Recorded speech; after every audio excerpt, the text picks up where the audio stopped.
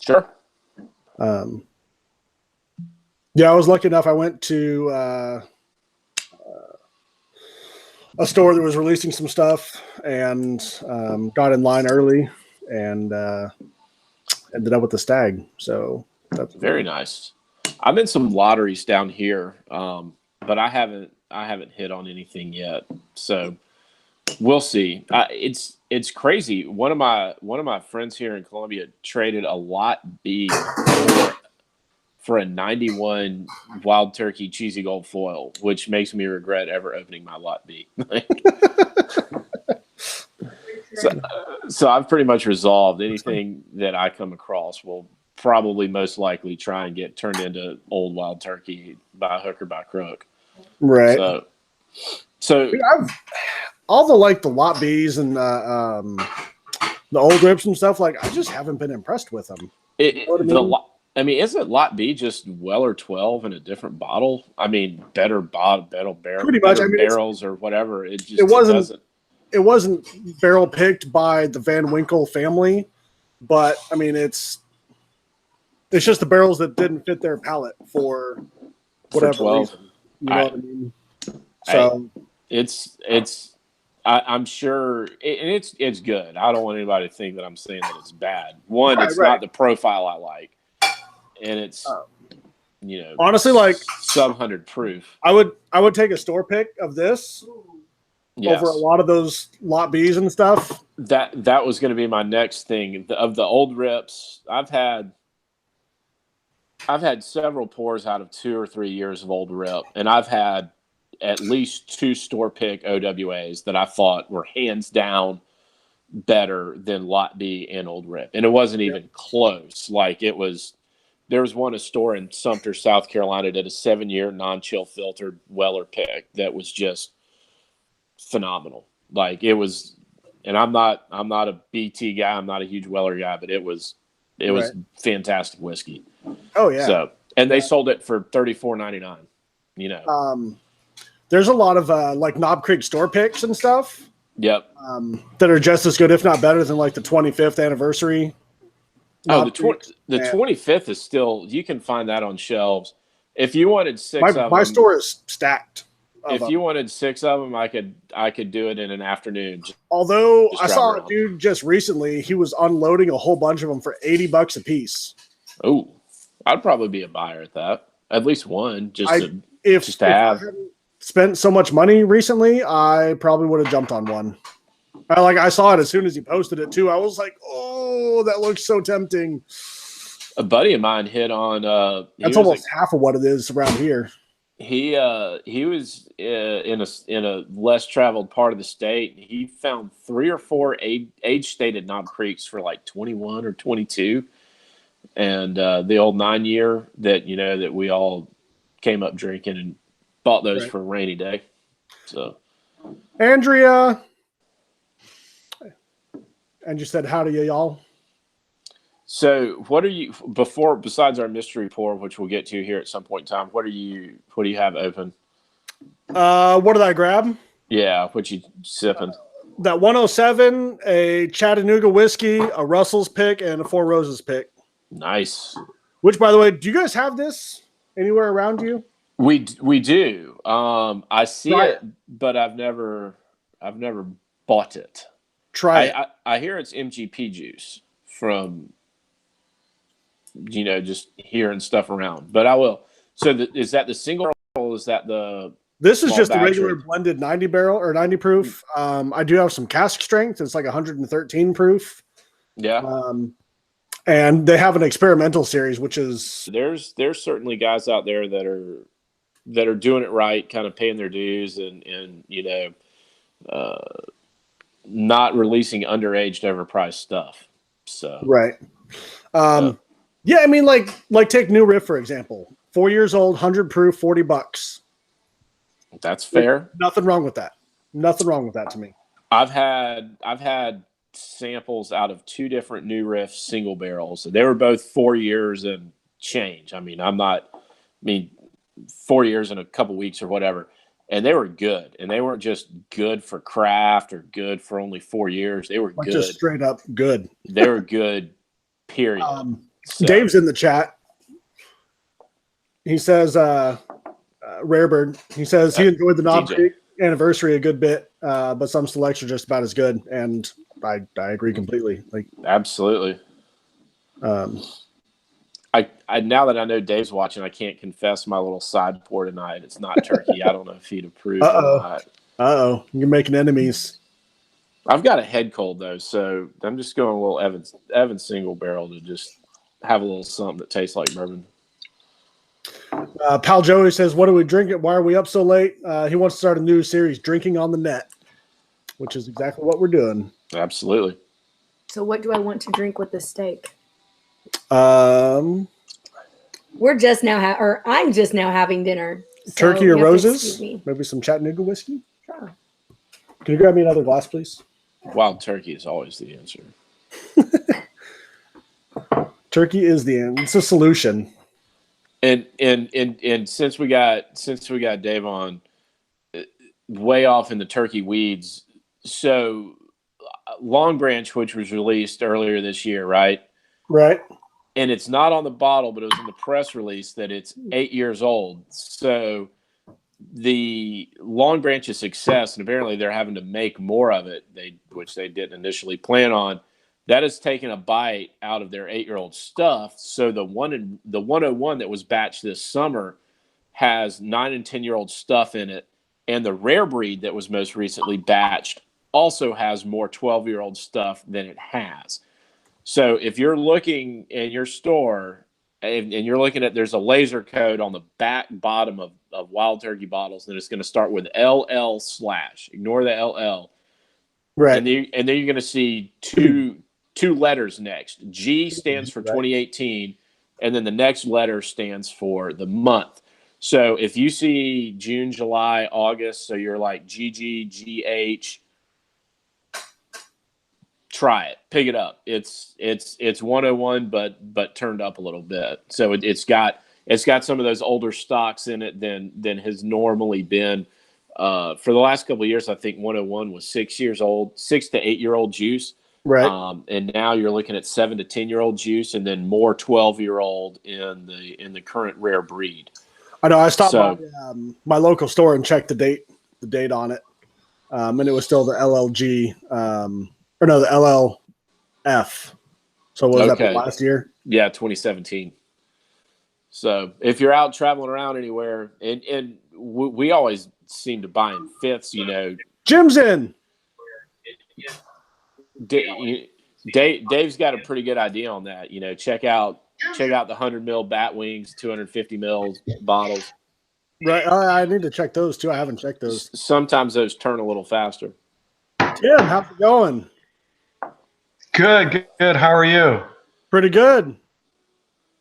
I'm glad you finally made it in. What was the issue?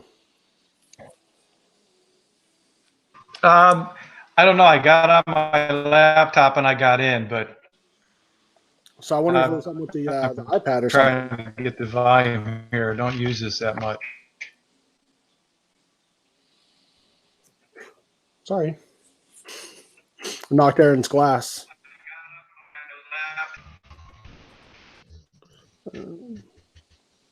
So you have sample there.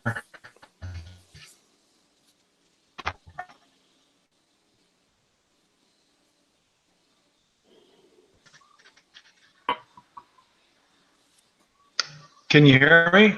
Yep. Yeah, I got you. Can you hear us? Yep.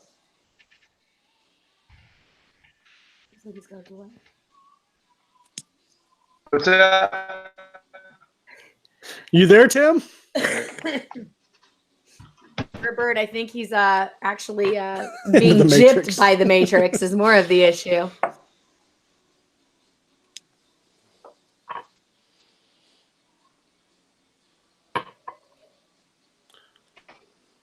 Tim, did you lose us? Yeah, I can. Yep. Okay. I think you're lagging. Just a delay. A little bit of the pill. I read the red pill comment at the same time. Yeah, a little bit of delay or like a Wi-Fi. Yeah, I'm here. Okay, good deal. What have you been sipping on lately?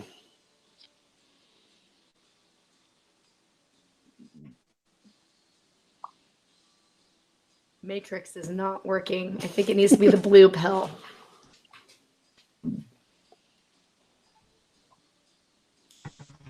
Do we lose him, Bryant? Yeah, I think I just see the little blue figure. What's a blue Did you figure? get No, I'm here. I can see you. Oh, okay. Well, you can see us. We can't see you. Maybe try turning your camera off up at the top Yeah. and see if that helps your connection at all. There should be a button up at the top with a little camera line through it.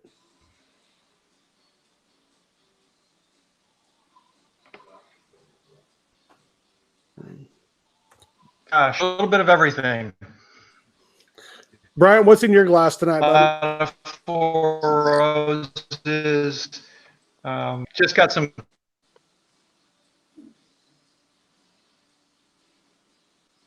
There we go. All right, now try Into it. that. All right.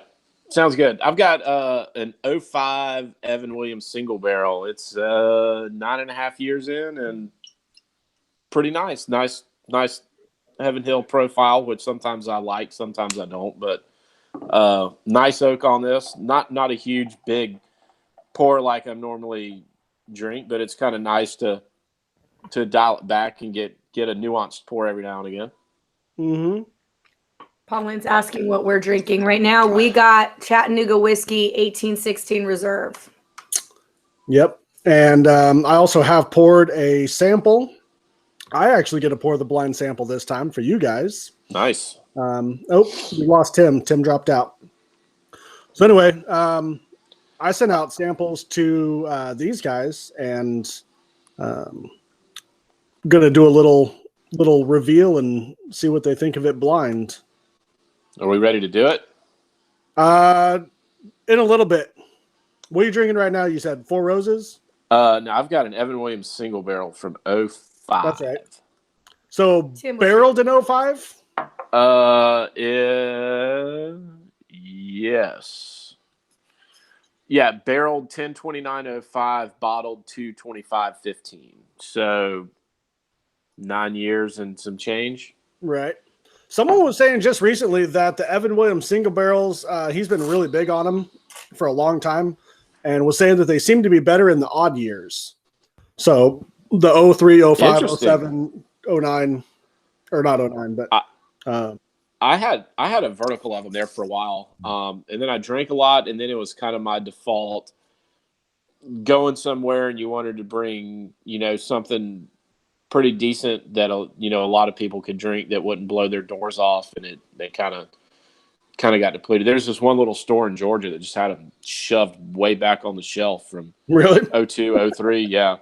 Nice. I still haven't found any pre-fire ones. That's ones I'd like to get. I had one just recently from 97, I think. Oh wow. Yeah. And, bottled in 97 or barreled? Barreled. So it was bottled in like 2007-ish. Okay. And it was really, really good. I just finished that off here not too long ago. I remember the amount of pre-fire Heaven Hill that I either bought or just ignored back in like 2004, 2005 when I was kind of just out of school and trying to get into bourbon but really not getting it or understanding it or there wasn't YouTube back then to show you how to do it, right? I mean, I would just like come home from work and I'd pour like Booker's in a big tumbler and take a big old gulp of it and just be like, this is terrible. I don't know why this doesn't work. This was a horrible decision. It was a horrible decision. Tim, you're back with us. I hope so. Hey, that sounds a lot better. Good. Awesome. We beat the Matrix. I'm still having a hard time hearing you, though. Hearing me or hearing Brian or yeah. Yes, I can't get the volume turned up enough on this. This is weird.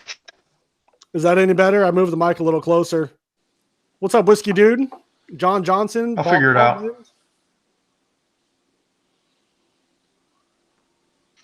No, it's on my end. Okay. It's on my end. You're coming in and out. That sounded pretty good there for a second. 1 second. Whiskey Dude saying that's quite a collection behind us. Yes. I'm not worried about it. So there, now you can really see it. So you guys got your samples? Yes. Tim, Okay, you got yours? close. That's all.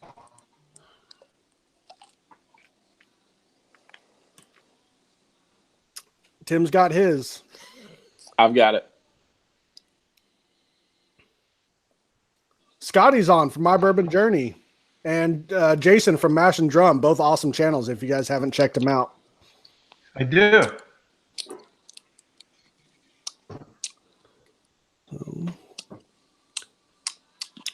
What do you guys think so far? What do you think on the nose? Nose is shot for me, but it's over 100 proof. I'm pretty sure about that. Brian's got a little bit of a head cold, so he's tasting and smelling. He's a little under the weather right now. Just keep drinking, you'll burn it out. Just snort some. That'll fix it. What do you think, Tim? What do you get on the nose?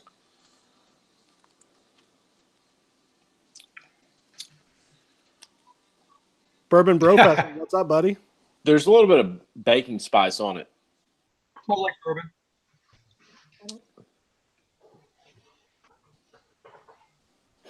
Yep. I'm not really.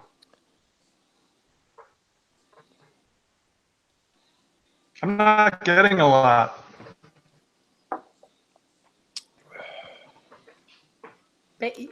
Baking spices, yes. What Yeah. about on the palate? You know. I'll let you play. There's a little bit of warmth to it. I mean, I feel pretty confident saying this is over 100 proof. You'd be close. You'd be close. Close as in it's close to 100, or close as in it's barely over Hey, 100? Spank. Close as in it's close to 100. Like really close.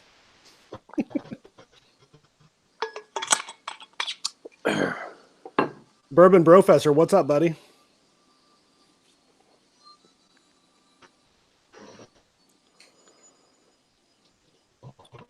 I'm getting a little bit of. Hey, There's something Spank. on the nose that reminds me of MGP. No, definitely not MGP. What do you think of? Do you like it? I mean, yeah, it's bourbon. Yeah, no, I like it.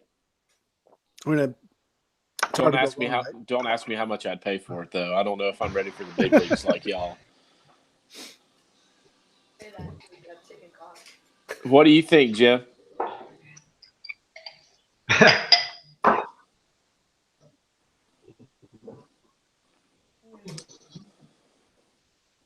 Jim, I think we lost your audio. We can see you pretty well. You're coming through on the video pretty good.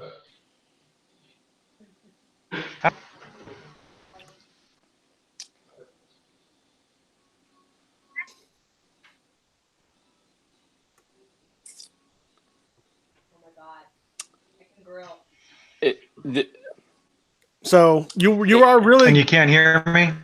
Hey, now we can. So, Brian, you are really close with that 100 proof.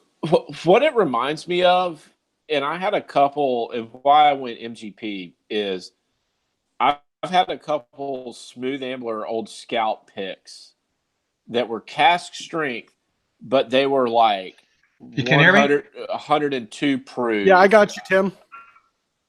100.5. I've even seen them that are sub 100 proof, but they're still at cask strength because of where they're aged. You know, stone warehouse, lower floors. You know, whatever. We've talked about all that stuff before. Right. Like there's not a ton of alcohol or burn on it, but it's still kind of chewy a little bit. Like it is right at 100 proof.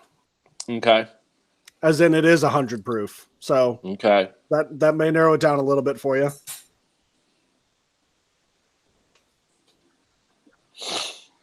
Does Tim like it?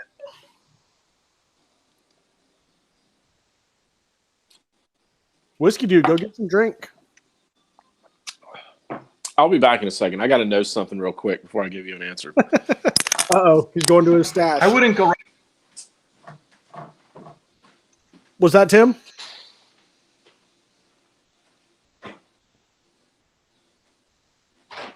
What are you thinking?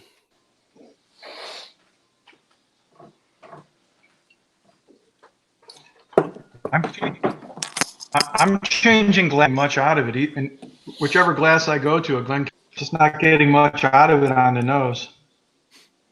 Bryant, you are wrong, buddy. Oh. Actually, what about on the palate, Tim? Actually, a good guess though in this house. Yeah, there's no way. I'm getting a little bit more banana maybe in the nose, kind of on the back end, some sort of sweet fruit. I could definitely see that. I'm getting some sweetness. I mean, taste corn. Yep, I could see that. For little sure. oak. Yep. All right, I've got a second guess, but I'll see what Tim says before I throw my second one out.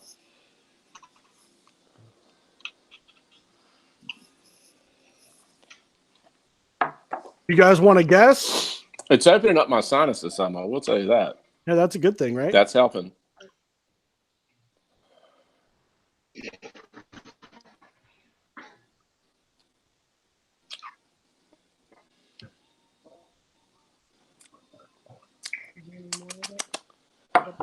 My bottle of it is empty, actually, except for what is in this glass. I sent my last of it to you guys. A couple people said they were having trouble getting it, so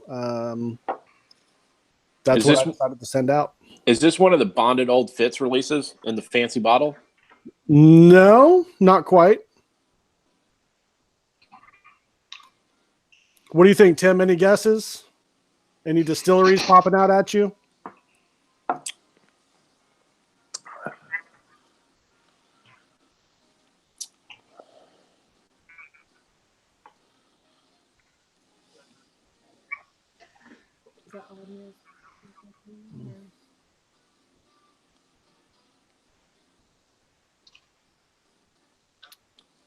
Tim is having technical difficulties. Can you still hear us, Tim? I think that's him talking. The R2D2 sounds we're getting. Brian, you got anything from Tim? Nope.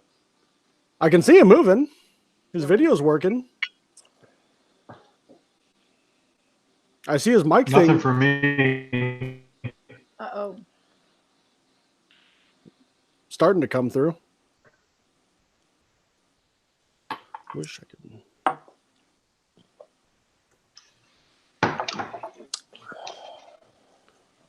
All right.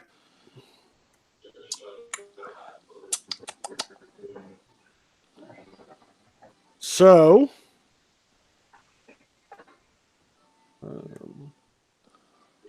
Bryant, you said Four Roses, so that's definitely wrong. Yeah, I can hear you. In this house, it's really a good guess.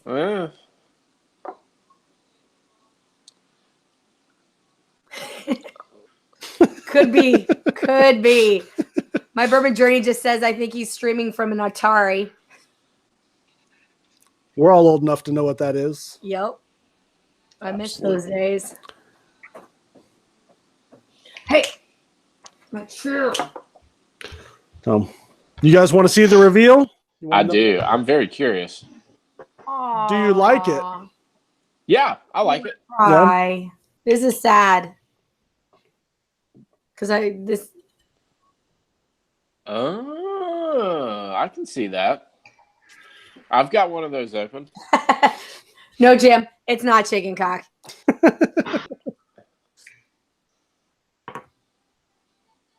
No, I would not do that to you. That is some terrible, terrible stuff. I don't know if that was on purpose or not, but I really got a kick out of listening to them try to say something nice about chicken cut. It was not good.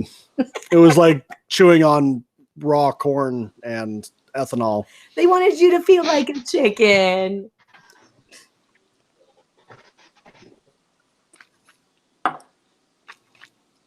Oh. Kind of disappointed in myself that I missed that since I've been drinking Heaven Hill leading up to that. Right. Tell you what, man, when you don't know what it is and you don't have any labels and all you got to go onto your senses, it's not easy. It's not easy, and it changes the game. No, it's not chicken cock. I think he said that earlier. So, is obviously the Heaven Hill 6 has recently met its decline. Like, was the big thing with this was that you could get it for $12? Like, honestly, I don't. I read the press release that Heaven Hill put out, and it's not. If you read between the lines, it looks like it's going to go the same way as the old fits. Yeah, that it's going to come back and probably put it like a $100 limited release price tag kind of. That was the bottom. What's that, Tim? His audio keeps coming through intermittently. Intermittently. It's R2D2ing. Whiskey Dude, don't let your marketing influence your decisions. That is what we are all about, buddy. Absolutely. Whiskey Dude, I salute you. So if Heaven Hill 6 was still around and it was $24 instead of $12, would we all still be buyers on it? I would. I know I would. Really? See, I like the other. When you start getting there, like, I'd take Old Granddad Bottled and Bond over that. Right.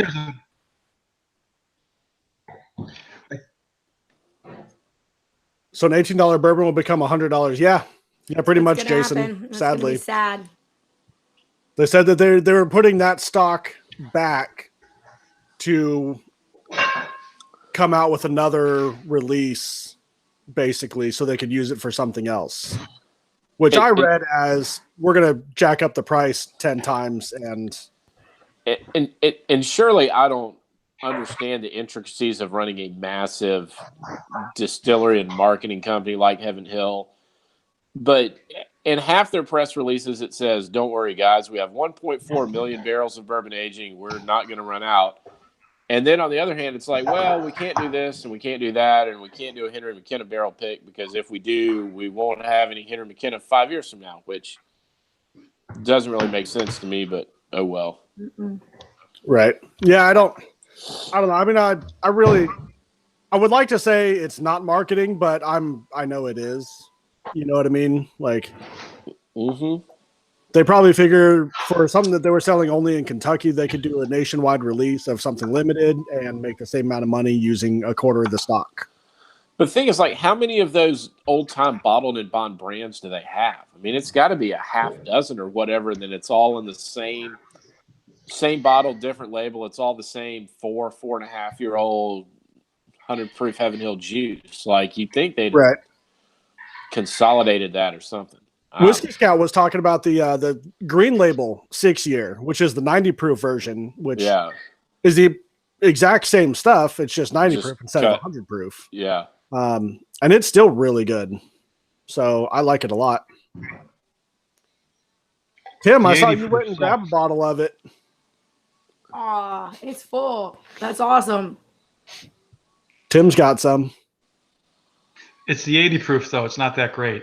Oh, I was hoping it was the 100 proof. That's why I couldn't get it. Gotcha. Yeah, I know a few people said that they were having a hard time getting it and couldn't find it, and were really sad that they lived in other areas, and they wouldn't be able to get it. So that's why I sent them out to everyone, all of our Patreon viewers. You guys are awesome. We love you guys. So is that the Bottled and Bond? This was 6-year 100 proof Bottled and Bond. If the camera will focus on it. Yeah. There it goes. Yeah. Yay.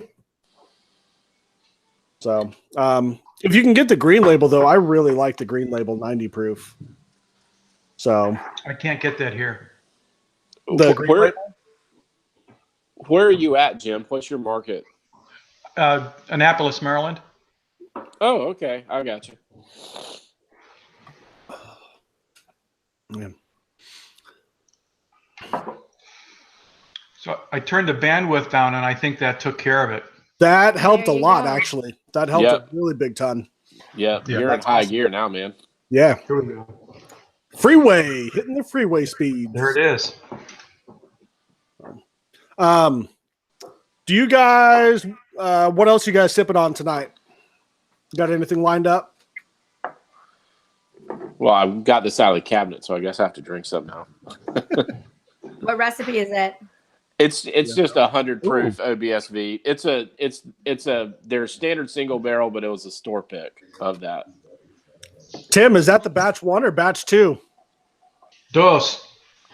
Nice. Do you like it? I do. It's pretty good. I don't think it's as good as the batch 1, but it's got a lot on it. It kind of hung around here on shelves for a while, but it was like 190. That's a lot for me to pay. So I've got the batch 1, and I've liked that a great deal, but I haven't taken the plunge on batch 2 yet. I had to pay $40 just for the shipping to get it here. Are you serious? Yeah, that sucked. Jeebus, man. Because you can have it shipped there. A lot of times you can't even get them shipped. Well, actually, I had to have it shipped to Virginia. You can't ship to Maryland, and I've got a friend that can bring it up to me, which is what I did with the barrel picks, by the way, Kyle. Nice. Yeah, man. I mean, whatever it takes. You know what I mean? Not to be illegal, but if you don't tell FedEx it's booze, you can pretty much mail it. Right. I mean, they all think I have a hot sauce business or barbecue business that I run out of my kitchen. Not a bad thing to, keep Absolutely. You got to come up with something. I help move a barrel that came into Columbia that went out to a lot of people, and it was like, all right, you take this many FedEx and this many UPS, and we'll drop this many off and this many off, and like you can't roll in. You can't roll in with 20 identical packages. You kind of gotta spread it out. But all sound like barbecue sauce inside of them. Yeah, you gotta spread it out to different locations, and thankfully the FedEx near me. I live right by the University of South Carolina, and there's a 24-hour FedEx Kinko's. So like, you just go like, I work 7 a.m. to 7 p.m. So you go like early in the morning or late at night, and it's always like a different crew, and there's one person at the desk, and they don't care. Like, you got a label on it, they scan it in, and you're good to go. Yeah, I ship. We have a UPS pickup at my work, so I just throw them in with there usually, and it is what it is. You know what I mean? Absolutely. Sometimes, like the samples and stuff, I'll put like essential oil or like that on them, like fragile. Right. In California, you can ship amongst the state. They don't care. You can San Diego to Los Angeles, San Francisco. They don't care. So I found a bottle up in San Francisco. I had it shipped to my friend in Los Angeles. And then I said, hey, I sent you the label. Stick that on there. Just don't ask. So you want to break the law? It'll be awesome. It's for Kyle's birthday. And he's like, yeah, we'll play. I will say that when I was putting all those shipments together, people that sent a label that you peeled off and stuck as opposed to the piece of paper that I then had to use more tape to put it on, they got bonus points in my book because you were one of them. Well, halfway through, like, we had to make a run to Dollar General. Like, we ran out of tape. Like, you don't think about boxing up 50-something bottles. Like, it's a bunch of tape. It's a bunch of newspaper to shove in there. Jason says it's a lot of work. Jason says he uses the story. It's olive oil from Italy. I like it because that's about the right size and everything. I'm gonna have to remember that one. That works. Wait, here's the cork pop. Did you guys get that? Oh yeah, it was a good one. I'm sure that's going to get a cork and a price bump here before too long. Just stop. Stop. It's all right. So Tim was talking about how stuff ages in an open bottle, and like once you open it, what happens to it and how it ages and all that kind of stuff. So, Brian, what's your take on that? It's interesting. Our buddy Wade Woodard did an article on this on his website. If you want to look it up, called tatertalk.com. Right. And I know, Kyle, you and I have talked about some of the other stuff that Wade has done. What was our last one about the barrel proof bourbons and how much they're marked and all that? And he's done extensive blinds kind of within his tasting group. And he claims that from the time you open it to the time you pour it out, that there's not much difference. Maybe it's just in my mind. I've found with the Russells, you and I were both big Russells fan, big Wild Turkey fans. Russell's bottles to me can start a little tight. Like I've got to get a little air in them. I got to get them down past the shoulders. Right. So when I open a bottle like the Rare Bird, the 1 in a century, from the first 2 or 3 pours, and then I let it sit for 2 weeks, and I came back to it, and to me it really changed. Some of the sharp elbows and the sharp edges on that had kind of gone away. It was still a big old spicy ass Wild Turkey. Like it was like the mean country cousin. Like it had the same DNA, but it was kind of a bad attitude. Like it was a spicy bottle. Like, it was good, and I liked it. But it's so different but it came from Camp Nelson. It came from completely different warehouses. So, but yeah, long story short, I have found once you get a bottle down to a certain bit and it gets a little air on it, that changes it to me. Right. Is that just made up in my head? I don't know. Tim, what do you think? Have you noticed changes in any of your bottles? Yeah, I have. I've done a lot of work on it myself to kind of come up with what I think the deal is. Recently there's some other guys on I saw it recently. I don't know how long ago the podcast was, but they talked about drinking your bourbon quickly, because if it goes down, or any whiskey, if there's a lot of airspace, it's going to dramatically change the whiskey and the shelf life of it. So, for example, here's a bottle of Catoctin Creek Roundhouse Rye. Mm-hmm. And you see how empty this is. They claim that this would last about 1 month and then it would be no good, basically saying that the alcohol would evaporate out, etc. Well, actually, before we got started tonight, I've got an alcohol hydrometer. It measures the alcohol content, and I measured that.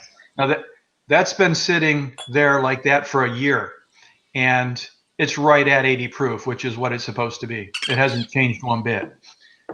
I've got a Blanton's that's just about to the bottom of the label, and it's been like that for about 6 months, and it's about 0.2% under what the label says it is supposed to be. The bottle's a little more round. It's getting maybe a little more surface contact and maybe a little evaporation. But there's the issue that there's some evaporation problems potentially when the bourbon's being bottled. So I'm not too concerned about that. I personally think that if you take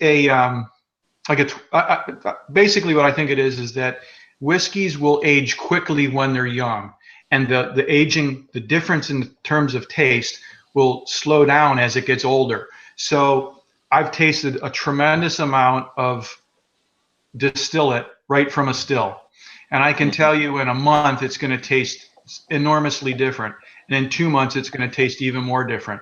And that's just locked up, not even on wood, just in a mason jar. Yeah. And you can age that, and you'll notice the taste changing over the year. Now, if it's a 12-year or 6-year, even a 4-year for that matter, it's not going to change anywhere near as dramatically. You'd have to sit on it for quite some time to really notice the difference. And the other part of it, for me, what I've noticed is if you've had the benefit of having distillates with different cuts in them, the heads part, you've got heads, heart, and tails in the the general cuts of the distillate.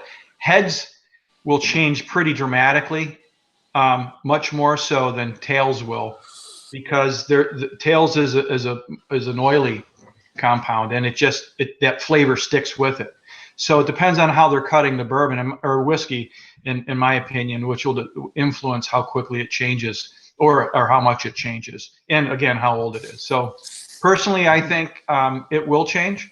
I think you can take a 12-year-old bourbon, brand new, never open it up, and hold on to it for 20 years, and it will change. Conversely, I think it won't change much, but it will change. And for example, that Roundstone Rye from Catoctin Creek, I think now they have it in the barrel for about a year. Gotcha. And I had that, and in 6 months' time, it changed considerably after I opened it up. So anyhow, that's my experience. Jim, sorry. No, go ahead, Brian. Do you drink many Dusties? I'm sorry? Do you drink many Dusties, or have you had experience with, like, old Granddad from the 80s or older Wild Turkey or anything like that? Like, I grew up drinking that. Yeah, well, so my question is, and I think you're a little bit older than me, but probably not by a whole lot. So, there's a guy in my group that he just, back in like 08 or 09, he got in on bourbon before a lot of people did, and he cleaned out a few mom and pop shops, and he's got tax label stuff, like tax strip stuff. So like Benchmark from 1982, like the 80s old Granddad. Yeah. And what I want, and there's no way of knowing this without the flux capacitor and a time travel, like, so the Benchmark that was bottled in 1982 that I had at his house last month, did it taste like that in 1982, or did 35 years in the bottle change it? You know what I'm saying? Like, and I'm a Absolutely. wild turkey man, hand raised. I love it, and all the Dusty turkey I've had has just been phenomenal. But the question to me is, the 1988 101 that's so good now, did it taste like that in 1988? That's a great question, and of course, I don't think anyone's capable of remembering exactly what something tasted like 20 years ago. Yeah. And I think that's in part why you hear people say it doesn't change in the bottle if it's left untouched. I just don't think that that's possible, that it won't change. But to your point, I've thought about that as well. Buying 2 bottles and or several bottles and letting some age, getting to know what they taste like. But you just 20 years later, or even 5 years later, it'd be very difficult to tell. I mean, I can't remember 4 months ago if I remember if I liked it or not, but certain tasting notes. But and I wasn't drinking whiskey in the 80s, but like, people didn't have Glencairns, they didn't have social media or tasting notes, or talking to people in my family that were back then. I mean, you drink it on the rocks, you drink it mixed. It wasn't like, hey, it's bourbon night over at Kyle's or Jim's house, and everybody bring a bottle and we'll have bottle shares. And hey, what are your, it's just, people didn't drink whiskey like that back then. So no, and the problem is it changes, over time so much. So the 101 now could very well be different than it was, and there's differences from bottle to bottle, year to year. So it's tough to tell, really. So my thought on it is, I've noticed some bottles, and even within the same brand, like some bottles change from, like my very first one of these, when I first opened it up, it was straight fire, just hot, everything, not good at all. And after a month or two, it was fantastic. And then the next one of the same thing, opened it up, it was great right out of the bottle, or right out of that fresh crack. And some things seem to change more, like it almost like it either, I don't know if it's a batch to batch thing or a bottle to bottle thing, but some things seem to change, like from a fresh crack to a couple months. I've noticed some whiskeys change a lot of them don't change at all. One thing I will say though, like Tim was talking about, a lot of my bottles, once they get to that, like down to a third, you know what I mean? The last 5 or 6 ounces or so, I'm trying to finish them off real quick. That's when I've noticed them that they, you know what I mean? They have the most change. Once they get to that level, I try and clear them out. And I'll say the one thing that we're missing and all that is like, I thought this 6 months ago, and then I revisited and this, like, your palate's changed. You've been exposed to however many different bourbons, because I mean, I don't want to say this is like exercise or anything like that, but like the more whiskey or bourbon you drink, the more your palate's developing, the more you like this or don't like that, or right. You used to like this and you don't like it anymore or whatever. So to say, well, I liked it in January, but I didn't like it in April or vice versa. Like, what all have you been drinking in that time? I mean, where it's 11:30 at night, we're talking to each other on YouTube about whiskey. We probably drink, a couple pours, 2, 3, 4 times. Maybe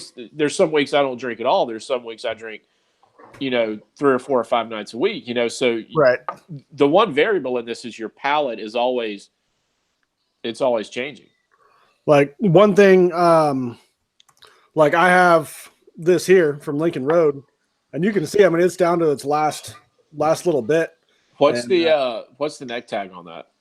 It's from Lincoln Road, Warehouse 8 or Rickhouse H. Is that 990? Barrel 990? It is actually. Oh, you got a good man. I'm glad I got 2 of those. The first one went quick, and the second one I had to hide. It is really damn good. That's a great pick. But I mean, it's getting down to that last little.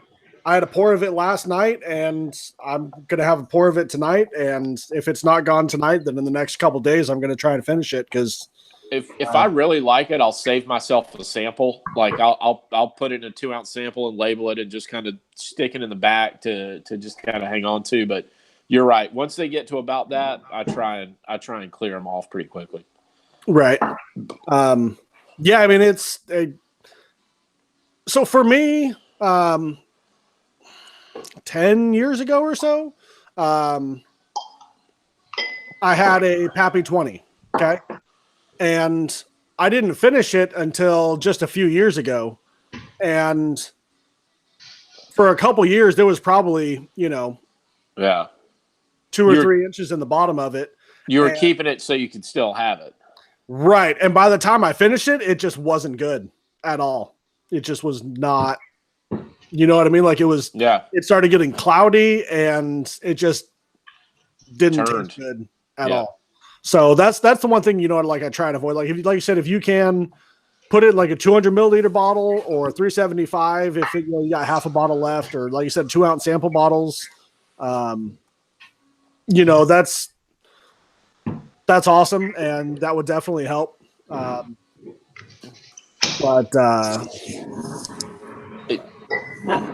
Hey Jim, what do you like? What are your go-tos?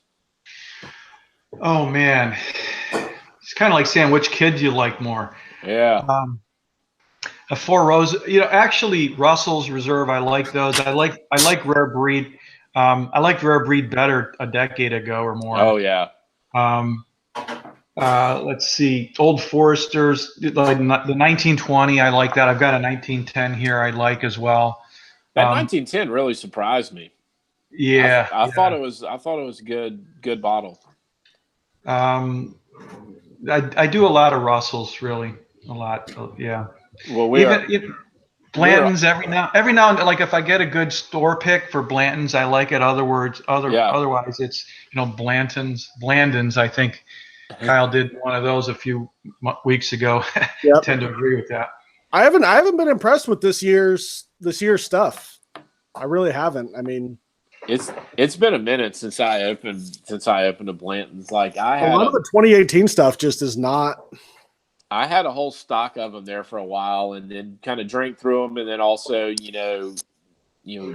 somebody'd come over and they'd get into bourbon and they'd really like the bottle, or they'd like the juice, and you just kind of send it home with them.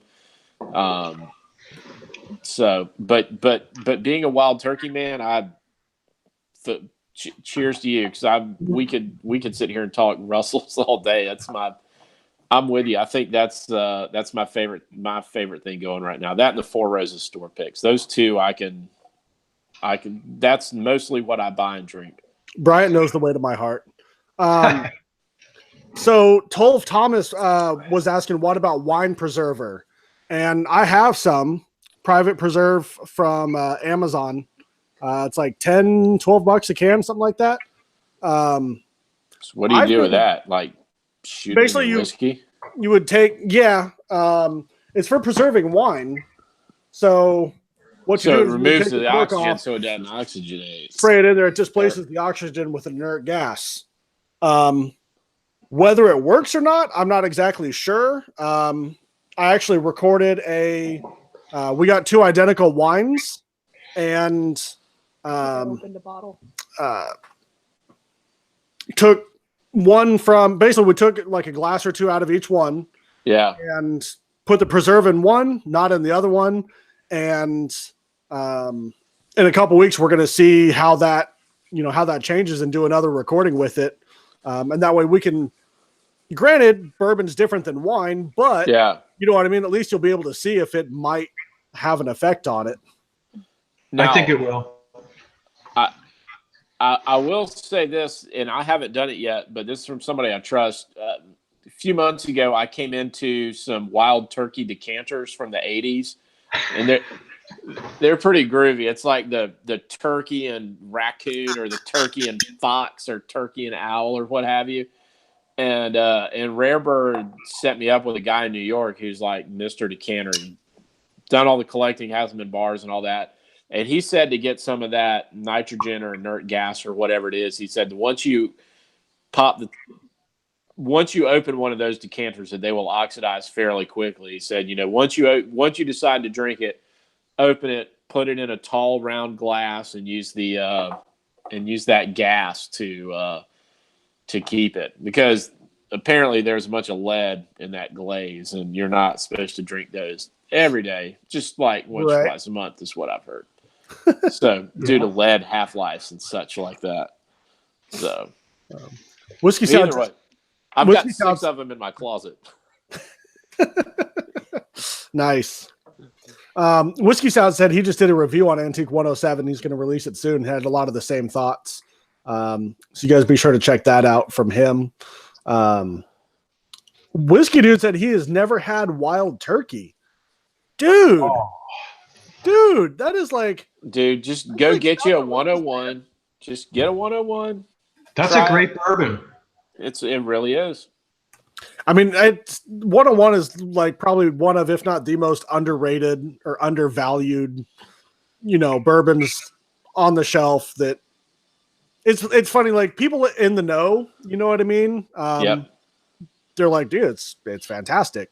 And always those weird people that look down on it. Like I want to get your guys' take on this. Brian, I know you got some good bourbon. Tim, it seems like you got some good bourbon. Jim, sorry. I keep calling you Tim. It's all right. Just don't call me late for dinner. There we go. Yeah, feel free to correct me. Just yell at me. I'll listen. I see some of these people's collections that they post up on Facebook and stuff, and they have, a George T. Stagg, and they have, Wild Turkey Master's Keep, and they have, whatever, all over, $100 a bottle. But out of their entire collection, they have like maybe 1 or 2 bottles of anything under $75 a bottle. You might see a McKenna 10 hanging out in the corner or something like that. Right, yeah. And I'm like, dude, you guys are missing out on some really good stuff, man. Like, I don't know if you just got all your expensive stuff together and are trying to impress someone, or like that's might be the hype. I don't know. What do you guys think? I think bourbons are different, and I drink what I like, and I like a lot of different bourbons. I'm not going to drink a barrel proof or a George T. Stagg if I'm out fishing and have buddies and I've got a flask. Right. I'll have that filled up with, maybe a bottled and bond at the most, but honestly, I'll even go with just regular old Jack Daniels or something like that. Right. Yeah, absolutely. Four Roses Yellow label is hard to beat in a situation like that. Exactly. I think the good thing about bourbon, and I think it still remains true, it was certainly more true 5 years ago, that you can get into this hobby and it's real easy to want to chase all the limited stuff and get in the lottery bottles, or if you dabble in the secondary market, which I don't. Um, but if you really enjoy drinking bourbon, you like sharing it with friends or family, or you come home and you put everybody to bed and you go sit on your porch and you have a pour, you can get a bunch of really, really quality bourbons and not ever spend more than $40 for a bottle. Agreed. Absolutely. And Yep. I think the floor for quality bourbon is fairly high. And that kind of makes some of the limited edition stuff disappointing when you have it, because it's like, well, Rare Breed is this good, or 101 is this good, or if you're a Knob Creek fan, or you can get good Knob Creek store picks that are 10 years old and 120 proof for $44, and it's Dude, good. I've been digging on some Knob Creek store picks lately, and it's good whiskey, or Henry McKenna 10-year. That's kind of everybody's like, look at this great bottle. And it's winning awards. It's you can be in this hobby and you really don't have to spend a ton of money on it. Now you end up and you find the stuff you like and you want to get lots of it, but no, we would never do that. No. Oh, no. There's good stuff to be had that you don't have to wait in line, and you don't have to get in the lottery, and you don't have to spend a whole bunch of money on. I've told a lot of people before, like, good bourbon is good bourbon and expensive bourbon is expensive bourbon, and they don't necessarily mean the same thing. But you can go to the store and spend less than $50, and 95% of the people out there that are just drinking bourbon casually, they could not spend more than $50 a bottle and ever have so many options of great stuff. Like you were talking about a flask earlier, and like Jim was saying, if I get a flask, I'm going to a wedding or something. Honestly, I don't know why, but because I don't drink it on a regular basis, but the Old Granddad Bottled in Bond. That's like $15-$18 or something. Oh, yeah. Yeah. That for whatever reason, like that's what usually makes it into my, into my flask. So yeah. But yeah, I don't know. And then you use all these collections of everything's closed and whatever, but that's a whole other topic. So, but I think if you've kind of come up through the ranks and you've got a foundation of you've drank Elijah Craig 12, or you've drank McKenna 10, or you've drank Rare Breed or 101, and you've got a good foundation of really kind of knowing those bourbons. When you get some of this limited edition stuff, you're a lot of times you're like, yeah, okay, it's good. Is it better than this McKenna 10 or that 101?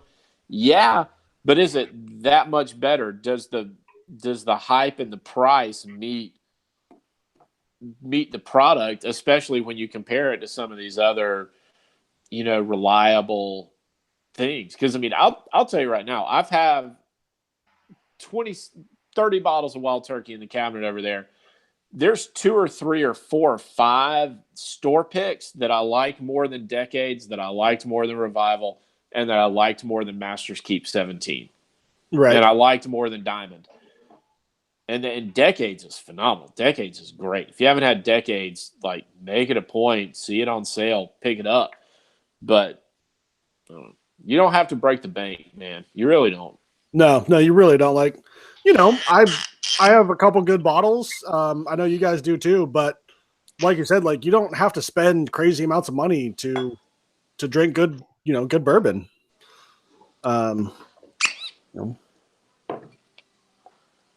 Bourbon, there are lots of people bragging. Was that Jim? There are lots of bourbons that I would not want to drink over 101 that costs north of $50. No, I would agree with that. And Absolutely. Also, if I had to pick one bourbon to drink under $40, it'd probably be 101. I mean, I've said it before and I'll say it again. Four Roses Single Barrel and 101. Yep. Those are my two big, everyday drinkers. And, it's like you said, like you see stuff at the store and you've had it before and you're like, that was really good, but it's $80 and it's really not as good as, you know, this 101 or this Four Roses. And it's hard to justify it when you start looking at it that way. You know what I mean? Like Bryant was talking about, and I've been digging on some Knob Creek store picks lately. One of our stores here about an hour away, they got a 14-year store pick in of Knob Creek. Ooh. And again, 14-year, 120 proof, $45. Is it real oaky? It's actually not. It's really well balanced. It's not oaked. I've had a couple of those that are 13 and 14 years, and they're just oak bombs. Which if some people like that, I'm not saying that it's bad. I'm saying that that's not what I prefer. But a store here in town had a 9-month Knob Creek, and I'm on like my third bottle out of that barrel, and it's really good. And again, like, you know, not to go down the rabbit hole, but it's like Beam's now pricing Booker's at $80, and it's 6 years and 4 months. And then they've got, and it's 125 proof or 127 proof, and yet they're putting out Knob Creek single barrels that are 14 years old and 13 years old that are double the price of Booker's and just a little less in proof. And it's like, what are we doing here, fellas? Like, right. And that's kind of where, like, one of my buddies was talking about it recently, and I was like, look, if you really want to know how much bourbon cost, and I'll show you.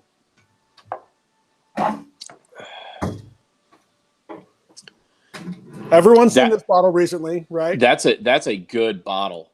7-year age stated, barrel proof, $37 sitting on the shelf. And it's like 117, right? I mean, in that, which is right in my wheelhouse of proof points. Yeah, 117 proof. So it's kind of like Elijah Craig Barrel Proof Jr. They could cut it down, and again, that's the same age as Booker's.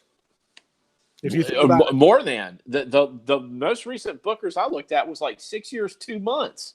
Yeah. I mean, and they're raising the price again. It's going to go up to $100. They've already said it. To hell with that. It's $80 in South Carolina now, and I can't remember the last time I bought one. Yeah, it's like $70 or $80 here in Tennessee, and it's not. Yeah, they release them so fast. Like, I mean, they do like 4 releases of it a year. I don't. Somebody's buying it, surely, but I don't. Not me. Right. Yeah. So we did we just videotaped a blind review here recently of a barrel proof flight, and the Booker's didn't do so well. Not as well as I thought it did. Yeah. What batch was it? Do you remember off the top of your head? It was that No Hard Times. I don't know if you were the one. No. I take it back. I opened up a new one. It was the Backyard Barbecue, 1802. Okay. Because No Hard Times, that's the one when we did the flight, right? Yeah. I was like, dude, someone else has this. Yeah, and we both had that bottle. That's right. So, Jim, I heard you rustling around in your cabinet over there, man. What did you go find? Well, I just grabbed the Booker's. This is a Kentucky Chew, and it's 6 years and 4 months and 12 days. Got to get that 12 days in there. Yeah, but it actually is pretty good. Is it? What year is that? Is that last year? 17? This is this year's. Okay. That Backyard Barbecue that I had, it was like a straight up circus. Like the boiled peanuts and I mean, I won't go into too much detail, spoiler alert. But yeah, I really thought about just putting in like a good Knob Creek store pick over the Booker's in there. Now I'll counter that with my brother. He drinks bourbon, but he's not hip deep in it like we are. And he had a Booker's from 2011 or 2012. And he had 3 or 4 drinks out of it and just never really visited it. So it had been open for 4 or 5 years and hadn't had much of it. And I was there, and how you going to do anything with that? He's like, just take it home with you. Went home, tried to open it. Total cork failure. So you had to get the skewer and French press and all that other stuff. Right. Once I did all that, it was really, really good. It was one of my favorite things that I've had. But I mean, again, it was from 2012, and I think I looked it up online, and it was like 7 years, 11 months. I mean, it was pretty close to 8 years. Right. And there's a big difference between 7 years, 10, 11 months, and 6 years, 2 months. I mean, that's damn near 2 years difference, which is pretty substantial. Pretty substantial to me. You're talking about 30% more. You know, and then going back to our conversation about if you drink a third of a bottle and let it sit there for 5 years, how does that change it? So, right.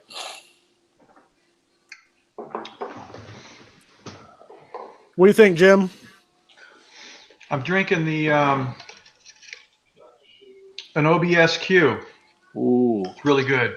There we go. I like that Q yeast. That is very good. That Q yeast is my jam. Really? What's your favorite yeast, Kyle? It's hard to say. Yeah. I know the O yeast is like the cool thing right now. But I really like the Q yeast and especially the K yeast, the spicy of the K. Yep. K or V are the ones that I haven't had. Every time I have one, I'm like, that's damn good. And Q, I haven't been exposed to enough Qs for just whatever reason for my market or what I've traded for or whatever. And F is one that I've had, but I've always seemed to like something else a little bit more. So one of my Jason, you guys have seen Jason on here. Yeah. His favorite is the OESF, and I just finished a store pick of it, and I honestly got to say it was the one store pick Four Roses that I was not a fan of. Really? It was which one? The OE. The OE. Did you say OES? Yeah, okay. ESF. And it was I forget what store it was from, but it was like straight up chewing on a bucket of flowers. Wow.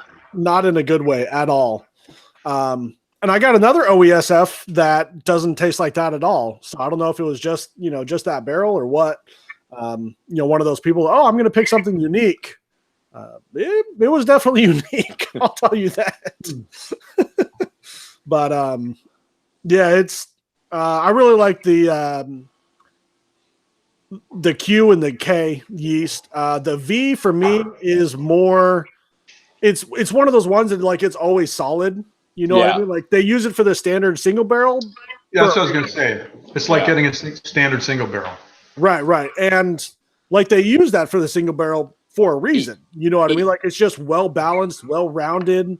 I've heard it's their most consistent recipe, and that's why they use that for the single barrels, so it can be, not much variance. I've had some really good OESVs though.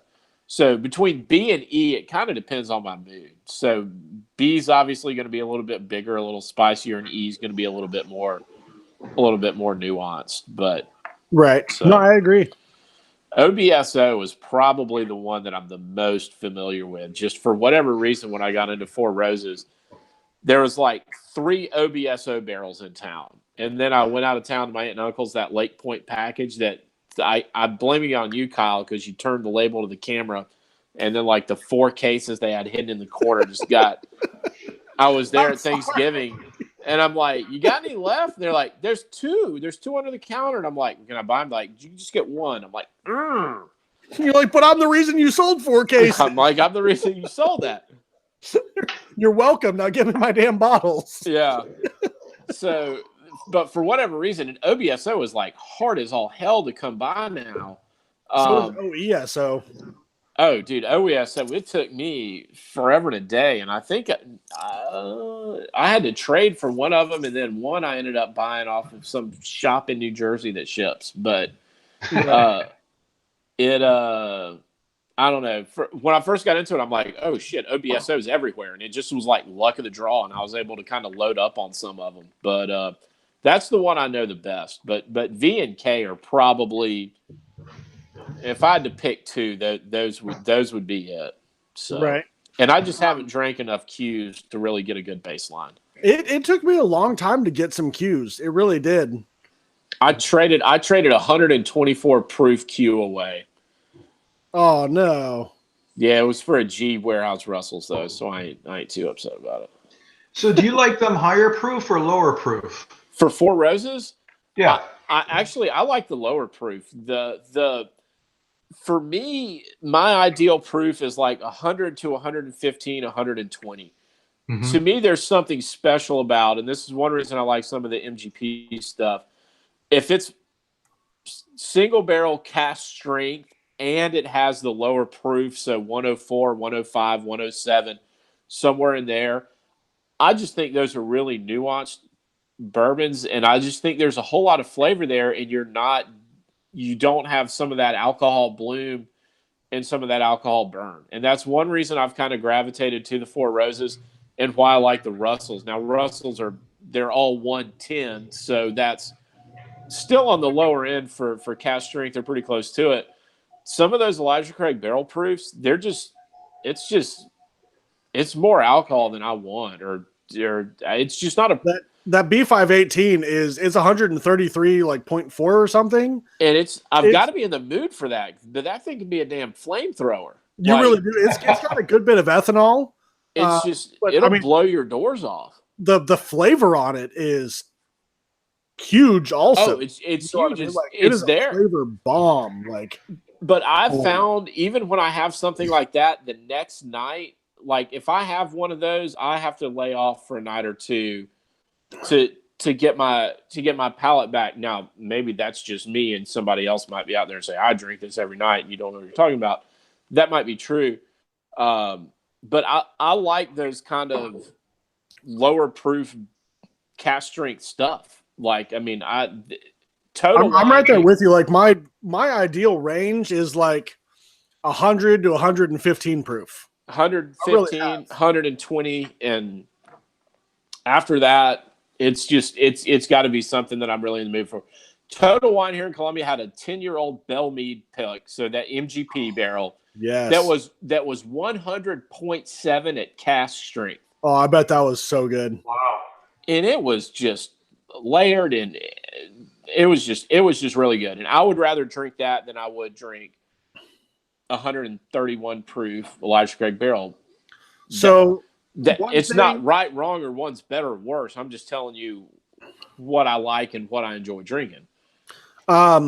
Those Bell Mead picks and just the MGP stuff in general. One thing I've noticed, I actually like a lot of like the 8 to 10 year stuff more than like the 10 to 12 year. I would agree. I've heard some of those 12-year-old picks can get pretty oaky.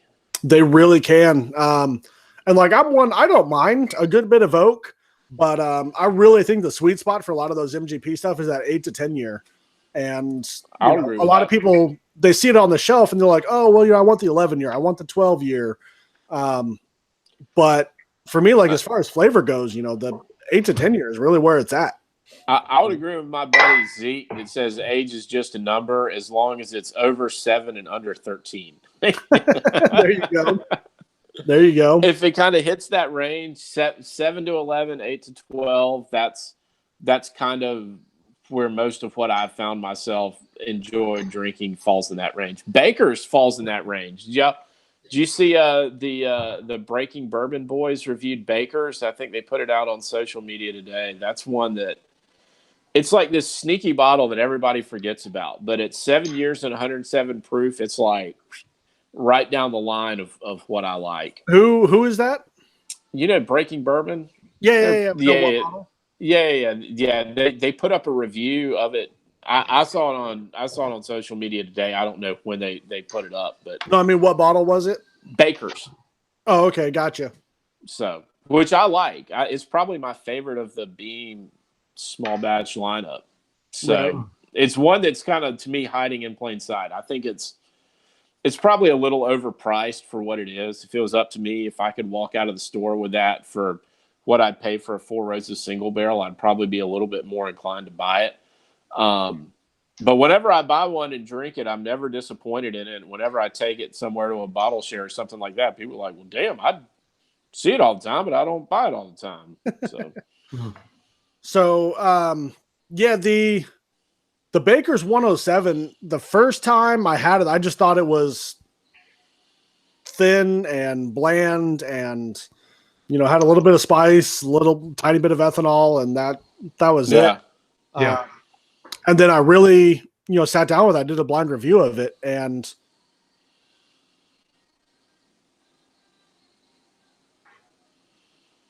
Jim, we lost him.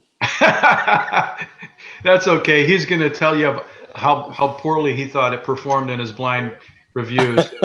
That's all right. I think they really panned it in the review. If I remember right, I think you're right. Yeah, as a matter of fact, I picked up a bottle of it, I don't know, a couple months ago. I had it a while ago, but then I just couldn't remember drinking it. So looking for something I hadn't had in a while, and I picked up a bottle, and it's okay. It's not one that I reach for every now and then, but if some guys come over, kind of the same thing with like you, they've seen it, they haven't tried it, let them have at it. So I'm back. We were talking about your Baker's review. We think you didn't like it, if I remember right. The first time I had it, I really didn't like it. The second time, there wasn't a lot of flavor, but there was a lot of layered flavors. You know what I mean? Like it was a lot of subtleties that were in there, and that's kind of where, where I learned to a little appreciate it more. Yeah, you know what I mean? It's just it's the lost child of that lineup. You know what I mean? They don't promote it at all. There's no personality behind it. And apparently, I know Baker Bean's a real person and all that, but like Basil Hayden is obviously the entry-level training wheels bourbon of that lineup. Knob Creek's the workhorse. Booker's is the high-end product of it, and you just kind of have this, 7-year-old 107 proof that's not Knob Creek and it's not Booker's, and it's right. It's a redheaded stepchild. It is, but the thing is, if they knock $10 or $12 off of it and put it at $36, I bet they'd sell a shit ton of it more than they do. They'd sell more for sure. So can we talk overpriced about something for what it is about Beam that sure. I don't know if maybe it's just a conspiracy theory. I don't know.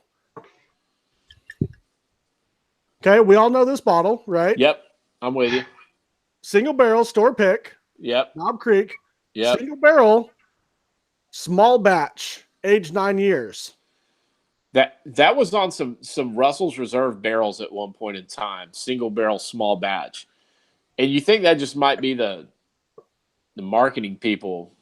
Right. Like, I don't know if it's the marketing people. I've heard from some people that have done picks there, and again, this is all hearsay. I don't know for sure, but they said that they actually will batch like 3 or 4 barrels together and say do 3 different batches, and then you select from those 3 different batches in those barrels, if you will. Is that legal? To kind of keep a more straight consistent profile. Interesting. I don't know.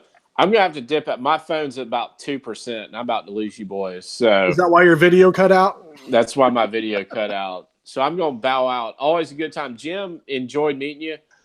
I'll have to link up with you on Patreon. I'm sure we can probably trade some bottles or something like that. Absolutely, anytime, man. Absolutely enjoyed meeting you, Kyle. Always a pleasure, man. Thanks, Bryant. Appreciate it, buddy. All right, nice y'all be good. You, Brian. Thanks, sir. Of this Knob Creek, I'm going to go in for some. Like I said, man, I've really been digging on the Knob Creek single barrels and even like the straight 100 proof here lately. I mean, they're just, I don't know. It's something I overlooked for a long time. I used to really enjoy them years ago, and what do you think? I've been picking that up for about $30 a bottle. I bought a case of it because I think it's for the money. It's tough to beat. It really is. I mean, even the regular small batch, you're looking at 9-year, 100 proof, like you said, $30-$40. Yeah. I mean, and then the single barrel, 120 proof, 9-year, single barrel small batch. Right, single barrel small. Yeah, single barrel. They just put that in quotation marks. Barrel 109 year. Single barrel small batch. So this is Jason. Do you know Jason? Jason, you got to turn your audio down, buddy. Sorry about that. Jason, there you go. How about now? Yep, gotcha. So what's up, man? What are you drinking on tonight? You guys were talking about Wild Turkey 101 so much, I poured some. So Jim is one of our Patreon supporters, and I talked with him a little bit. Super cool, dude. Up in Maryland, right? You said? Yep. So he's been into bourbon since bourbon's been bourbon, it seems like. So he's saying I'm old. No, I'm just saying that we're young and. Well, actually, Brian was talking about how, the bakers and the age statement on it. And, if you're like 7 years, 10 years, it's age doesn't really matter. And I was thinking, well, it doesn't really matter if you're over 50 either. So I was going to throw that in there, but. Right. I find it interesting talking to, guys that have been in bourbon for way longer than the bourbon boom has hit, and to get their perspective on what was on the shelves back then, how things tasted, the ease of kind of finding things, stuff that you really liked. It was like a whole nother world. It was amazing. Yeah, I mean, it was a lot different back then. You didn't go crazy. I mean, I find myself getting just kind of in the shuffle of trying to get something that's rare, or trying to look for store picture, things like that, just like anyone else does. But you didn't even think of those things back then. You just bought what was around. And I mean, even Pappy. I mean, Pappy was always on the shelves. If you wanted to get it, you got it. If you wanted to spend that kind of money, it was, I don't know, about $70 a bottle back then for like the 15, something like that. So when I was first getting into this in like the early to mid 2000s, I was in the military at the time, and we were having, I guess you'd say, like bottle shares before bottle shares were a thing or cool or whatever. The idea was that you'd go out and you'd find a different bourbon that people hadn't heard of or hadn't tried before. And, we'd all bring it to our buddy's house and we'd all sit around and sip them. And that's where what really got me hooked on it was the George T. Stagg. And this was probably 2004, 2005 ish. And, like Jim knows, if we knew what we knew back then, we'd buy it by the case and never look back. Yeah, absolutely. Exactly. Yep. But yeah, I was just amazed at, 100 and I think it was like close to 140 proof, and it just didn't taste like, I mean, the flavor was there, but there was no ethanol burn. And I was amazed by that. And that was really like the first bourbon that, really blew my mind. You know what I mean? That said, man, I got to get into this. I got to find some of this stuff,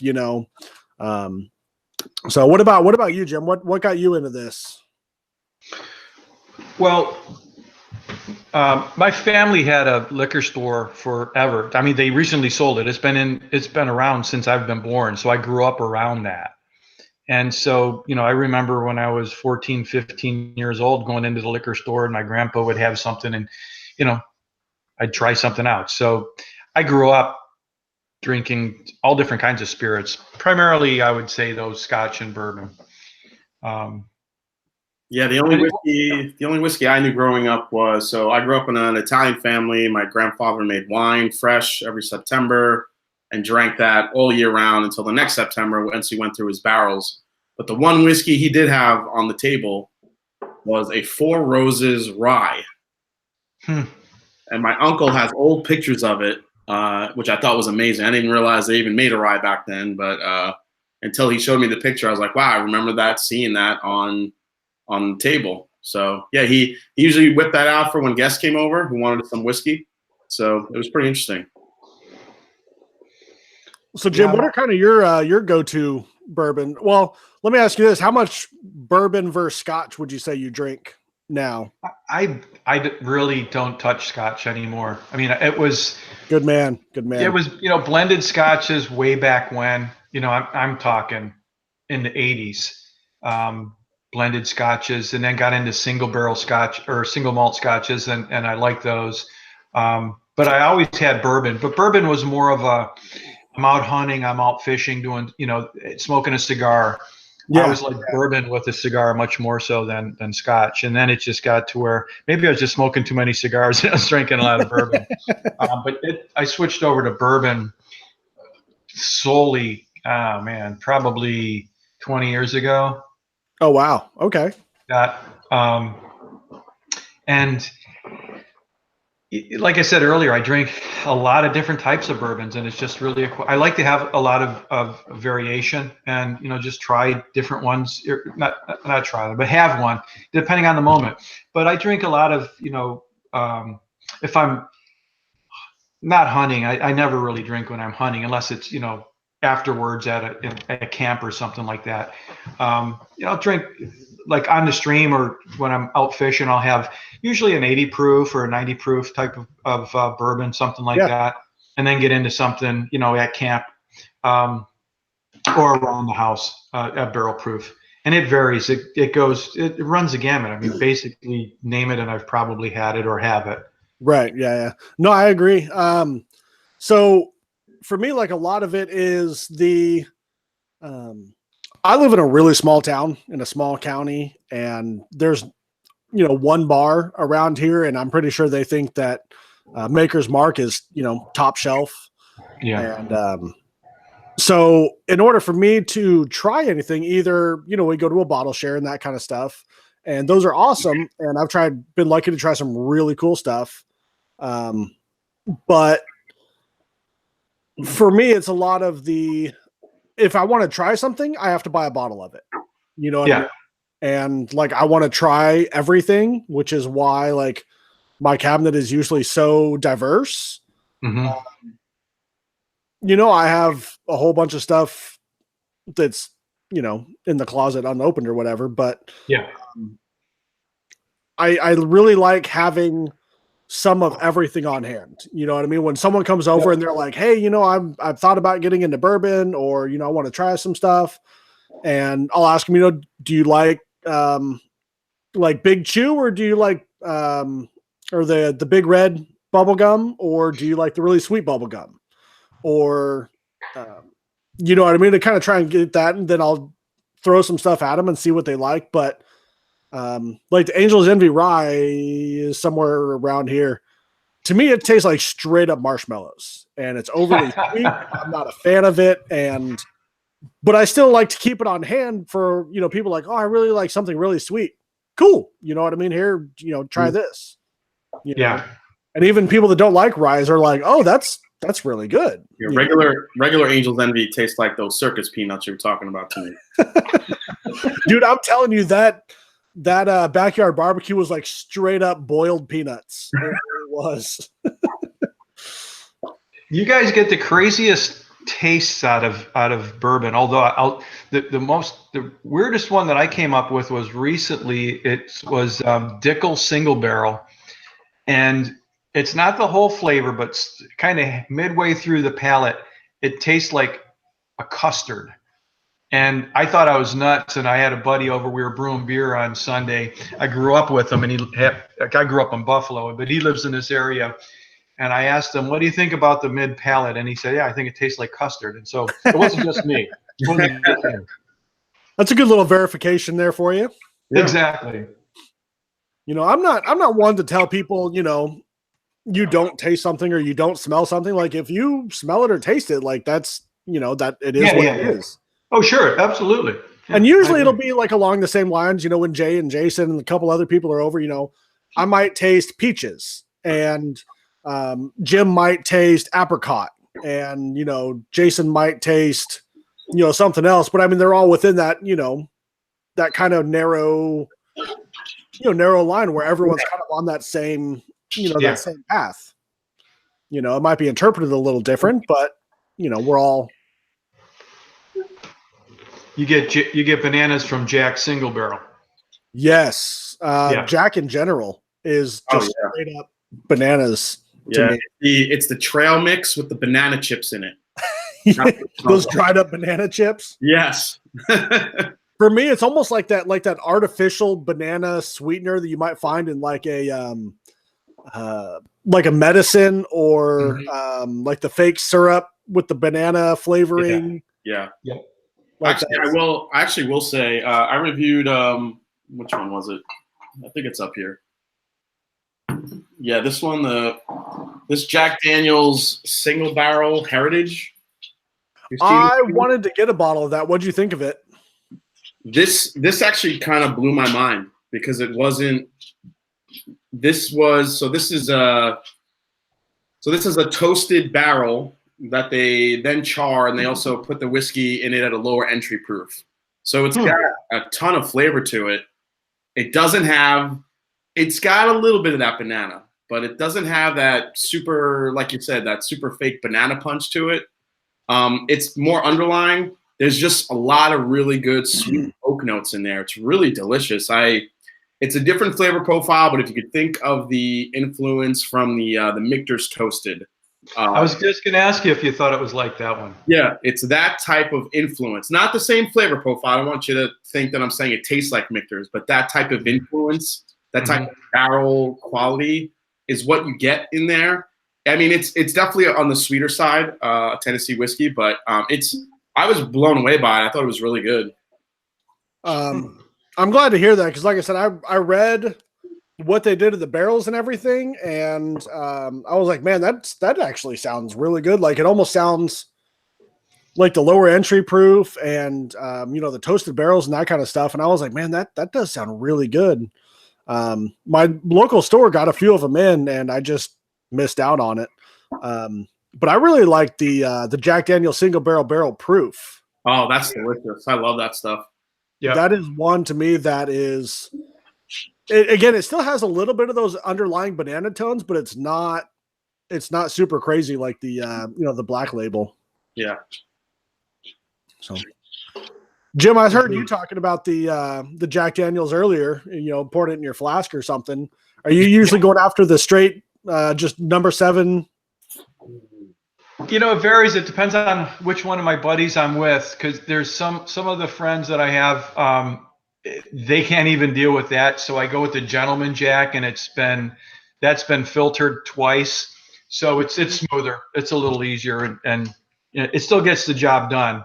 But right, yeah, but it's a little more palatable for everyone in your party. Yeah, I got you.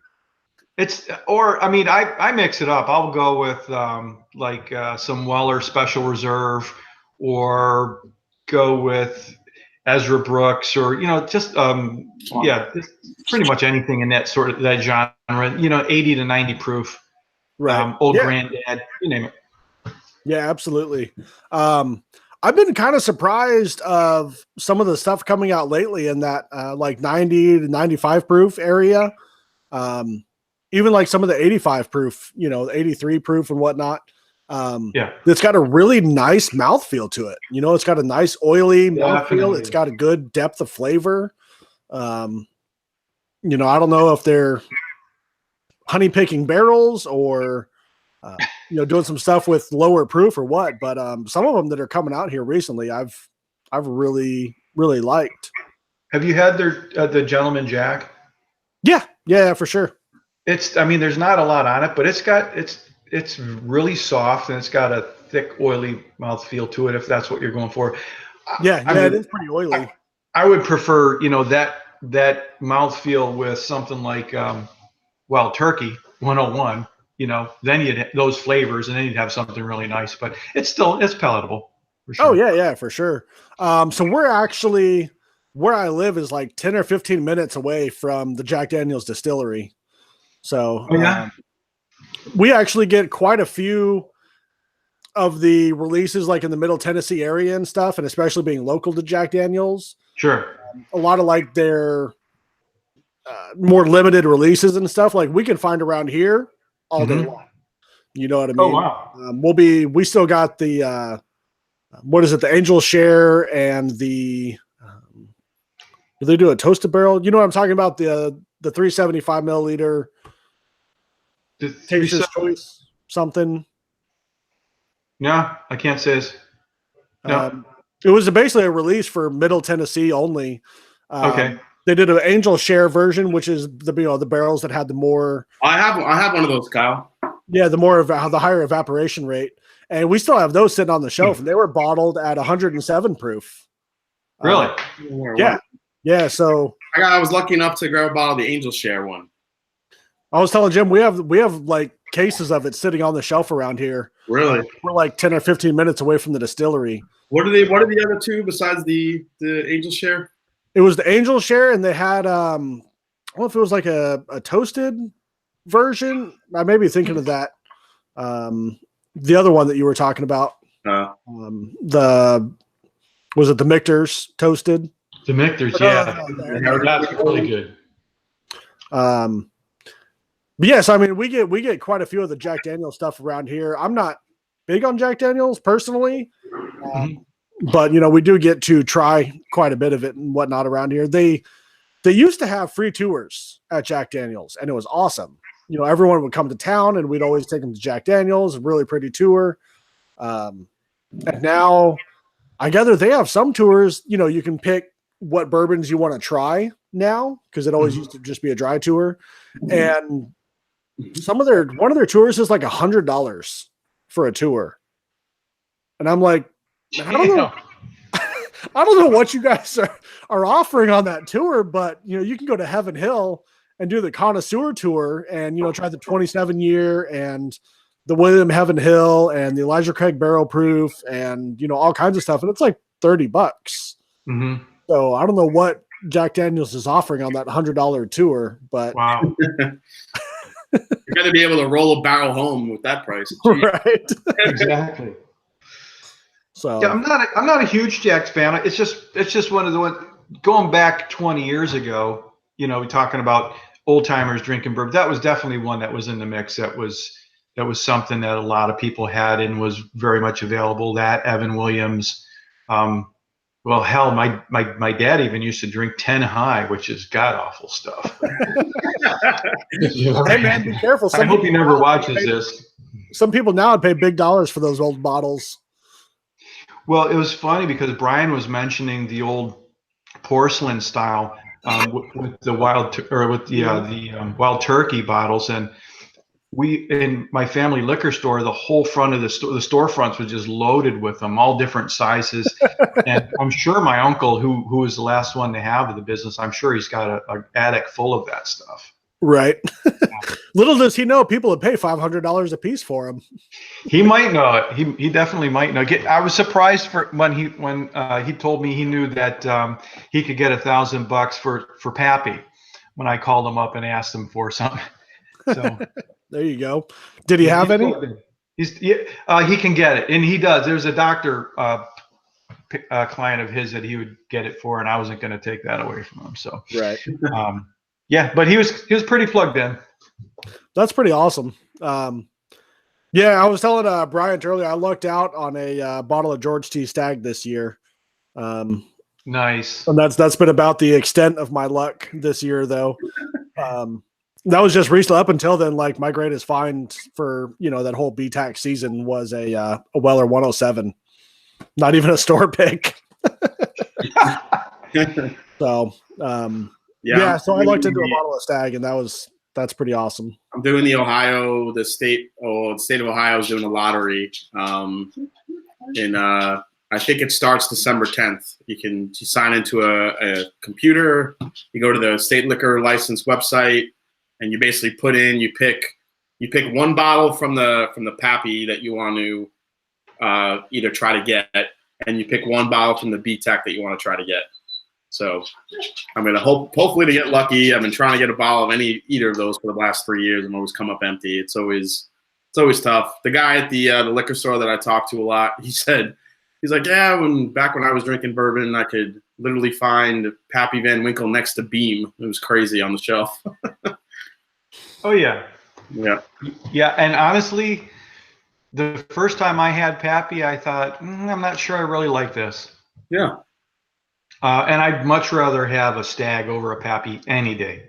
Oh yeah, yeah, absolutely. As far as drinking goes, like the Stagg or the William LaRue Weller, and I would take those over a Pappy any day of the week, any day. Absolutely, totally agree. We were talking earlier, even the like the Lot B's and the Old Rip Van Winkles and stuff. Like I would take a good store pick 107 over those any day. Yep. You know what I mean? I'll take a Russell's Reserve good pick, or like you were talking about before. Oh, yeah. A lot of that stuff. Any Oh, day. absolutely. You know, the Russell's Reserve, the Four Roses single barrels, the Knob Creek single barrels. Yep. I mean, honestly, like I would take a lot of those over a Pappy. Yeah. You know? Don't get me wrong. Like I wouldn't turn down a Pappy if I was able to get one. Yeah. But as far as like drinking goes on a daily basis, like there's so much more stuff that's better available on the shelf that, you know. I would like the 10. I would like the, you know, Rip Van Winkle 10 or the Pappy 15. Those two bottles, I think, from the whole series. You know, those would be nice to own. I was lucky enough to have a pour of the 20 and the 23 at one point, and you know, they're just very oaky forward bourbons to me. Not really that well balanced, you know, for my palate. You know? I really enjoyed the 20-year that I had. Now, granted, I believe that was actually from Stitzel Weller. Oh, so that could have something to do with it. Yeah, maybe. But the just recently, I had a pour of the Pappy 15 at a buddy's house, and I mean, it was good. Don't get me wrong, but it's just not. Yeah, it doesn't blow you away. Like you said, it's just like I tell people all the time, like it's just whiskey. Yeah, it really is. Like it's just another brand of whiskey. That's all it is. Absolutely. So, yeah, whatever. But so what are you drinking now, Kyle? This was the Old Ezra 7-year. Is that the one that you reviewed a few weeks ago? I did do a pop the top on it. I did do That's what it was. Yeah, I can't get it in this area yet. You're in Maryland. Yeah, I don't know. Keep an eye out and see if it drops. Of course, Fred Minnick went out and talked about how great it was, and now it's hard to get.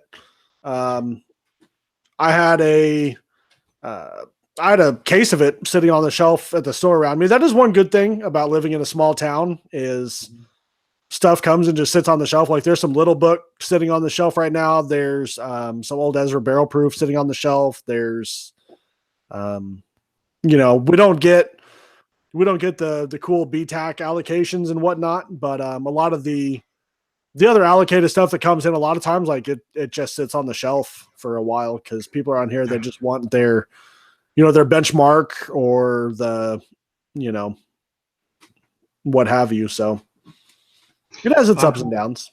I'm going to Atlanta on Tuesday and then up to Chattanooga on Wednesday. So I'm planning on picking up a case of Resurgence. Yes. Nice. Oh my gosh. Yes. Yeah. Nice. And whatever I can get up in Tennessee that I can't get in Atlanta, but there probably isn't. But you're mentioning some of those unique Jack Daniels items. I might take a look for those. The Chattanooga whiskey right there. What do you think of it? This is the 90 proof and it's still really solid. You can get their cask strength version, which I think right now it's like 113 proof. And that's another one of those, like it's way better than Pappy. You know what I mean? Yeah. It's really good. I'd highly recommend it. It's like $60 ish, maybe 70. So I would recommend it. All the guys I'm going to see in both places own liquor stores. So I'm gonna get hooked up, I think. Right. We gotta talk, Jim. We gotta talk. I need addresses and phone numbers. Actually, I'm going to Hickson to look at some sites. And doesn't Jason live in Hickson? Dixon. Dixon. Okay. I'm going to be in Hickson. He's actually in Murfreesboro right now, but his family is from Dixon. That's where he grew up and still has family over there. So. And Jason, you're in Ohio?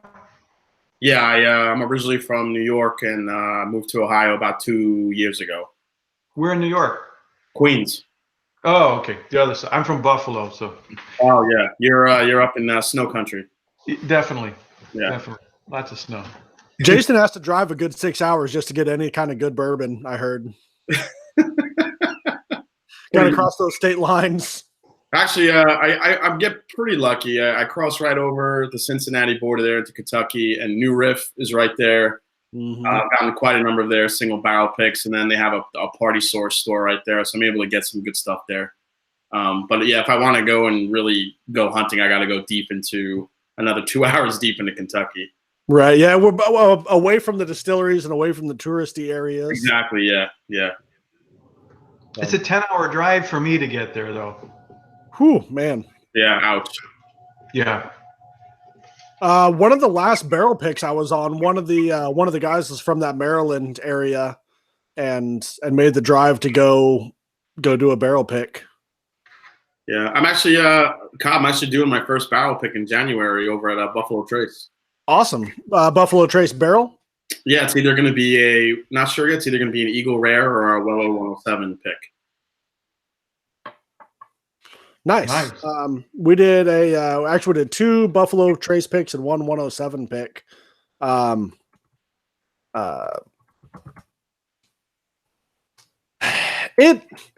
It was cool. Don't get me wrong. Buffalo Trace definitely seems a little more corporatized. Yeah. You know what I mean? Where when we went to Heaven Hill, like it was just free flowing, and it was a lot more free spirited, I guess you could say. Good way to put it. That's what I've heard. So just for perspective, like when we went to Buffalo Trace, we sampled from 6 barrels, 3 Buffalo Trace barrels, 3 Weller barrels. And when I left there, I wasn't buzzed to the slightest out of 6 barrels. At Heaven Hill, we picked out of 3 barrels, and I was feeling really good before the end of that pick. So, yeah, like I said, don't get me wrong. The Buffalo Trace pick was awesome. You get a lot of the behind the scenes tours. Mm-hmm. You know what I mean? That kind of stuff, which is super awesome. Yeah. But yeah, they're just a little more stingy with everything, and a little more, Yeah. I'm also heading to, let's see, I'm going to be in Woodford Reserve next week on Thursday. Having lunch with the small group is having lunch with the assistant master distiller. Oh, that's awesome. That's cool. Yeah. So I'm hoping to try to get some footage and maybe do like a quick interview with her, Elizabeth McCall. So yeah, that would be awesome. Yeah. Just I have kind of a bunch of questions I'd like to ask, maybe like 10 questions with a master distiller, just to see, get her thoughts on some stuff. And I know she's one of the first women that ever got hired as a assistant master distiller in Kentucky. So, they're hiring a lot of women, really great master tasters, and it's a pretty amazing movement. Doesn't Michter's have a woman who's a master distiller? I think she's who's the one that's called the Nose? Who does she work for? I thought that was her. She went from Beam to Michter's. Nancy the Nose? Yeah, is that it? Doesn't she work for Michter's? Or is she at Joseph Magnus? I can't remember. I thought she's more of like a private contractor. Like, is that what she does? Okay. I'm pretty sure. Yeah. Right. She kind of just floats everywhere. Yeah. People can pay her, I'm sure, a good bit of money for, for what she does. So. Yeah. I was trying to contact also, we're going to go to the Castle and Key Distillery, the Old Taylor, and see if I could try to find Marianne Barnes and get some time with her too. But she's real busy. So we were up in that area like a week before they opened. Yeah, and they were not opening the grounds beforehand to do any kind of tours or anything there. Wow. So, which I know they were doing stuff beforehand, so I was hoping we could get in there, but I'm about to release a video. I've already done most of the editing on it from OCD Distillery, which is the new Old Crow Distillery. Ah, no kidding. That's cool. OCD. That's kind of cool. It is. the way they put it, unless you're a lawyer for Old Crow, it stands for Old Crow Distillery, but they can't actually say that. So the people that own Old Crow are in like Japan, I believe, the name, and like all their T-shirts and stuff are in Latin, but they say like the Old Crow lives, and they're like, yeah, we're gonna see how long it takes for some person in Japan to translate Latin to decide that to find out that we're actually talking about them. But it's literally like two dudes that run this entire distillery, marketing, everything. And we've done a lot of the Buffalo Trace, Four Roses, Heaven Hill, Wild Turkey, those kind of tours and stuff. And they're all cool. They're all unique, but they're all very much also the same to an extent. Where the people from Old Crow, like I said, it's literally two dudes running it. Yeah. And they're like, all right, obviously if you found us, like, something about bourbon. Like, we're not going to do the, this is the laws. This is what it takes to make bourbon. This is how you do it. Like they had the 275 gallon plastic totes, right? Those were their mash tuns. Wow. And like, they still had their first, That'll work. their first still, which was literally like a 5-gallon keg converted into a still. And like their bottling line consists of one barrel with a tube coming out of it and 4 pour spouts where they bottle 4 bottles at a time. Oh my goodness. Like just super, super cool. It was me and Aaron that went there, and we literally got a private tour from the master distiller. Oh, I think you were showing me photos of that. Was that before the one? Yes, I did. Yeah, you were. I remember seeing the photos of that. It was crazy. Yeah, like, so it's just a really cool, I put a video together for it. I'm going to release it here soon. Just a really cool, distillery, you know what I mean, if you will, about everything, and just a whole, it's a whole different perspective, you know what I mean, from the big guys. So have you fellas had any bourbon from Wilderness Trail? No. I have not, no. All right, so I saw a couple of their bottles on the secondary kind of jumping around, and I kind of want to know what the kind of the craze was about. And I went down to Kentucky. I saw a couple bottles in the Party Source. I bought it, and once I did the research, these guys opened a distillery out in Kentucky. These guys have created yeast strains. Has consulted with pretty much any big bourbon distiller you could think of. So these guys, with their wealth of knowledge, they developed about 6,000 different yeast strains that they have in their own library, and they're taking all that knowledge and they created this distillery called Wilderness Trail. Their first release of a bourbon, which I thought was kind of ballsy, was releasing a single barrel bottled and bond bourbon. So I thought it was really cool. It's absolutely delicious. Delicious, delicious bourbon. If you see it, it's a square bottle. Man, I wish I had one down here. It's upstairs because I was sipping on it. But yeah, absolutely grab it. It's absolutely amazing. And I think these guys are going to create some amazing stuff down the line. They really are.